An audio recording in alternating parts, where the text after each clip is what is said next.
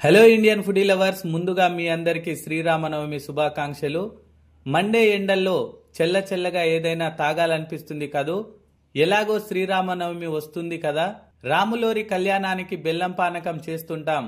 అదే పద్ధతిలో ఇలాంటి పానకం ఇంట్లో చేసుకుంటే దాహర్తి తీరడమే కాకుండా రుచిగా ఆరోగ్యానికి ఎంతో మేలు చేస్తుంది.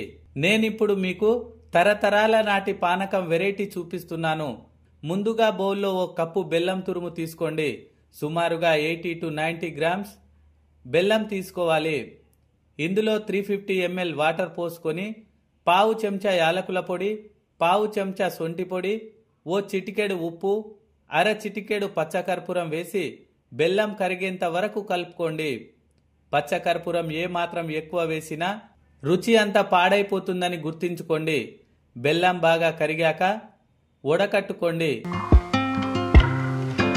ఇప్పుడు తాజా 10 నుండి 12 తులసి ఆకులు మాత్రమే వేసుకోండి. ఇందులో అర చెంచా మిరియాల పొడి, ఓ టీ స్పూన్ నిమ్మరసం వేసి బాగా కలుపుకోండి. దేవునికి నివేదించుకొని ప్రసాదంగా తీసుకోవచ్చు. ఇందులో వాడుకునే బెల్లం, యాలకులు, మిరియాలు అన్నీ కూడా ఆరోగ్యానికి ఎంతో మేలు చేసే పదార్థాలే. ఇంకెందుకు ఆలస్యం, మీరు పానకాన్ని ఆస్వాదించండి. ఇది అసలు పానకం అంటే. ఇందులో మీరు గుర్తించుకోవాల్సింది బ్యాలెన్స్ చేయడం ఒక్కటే.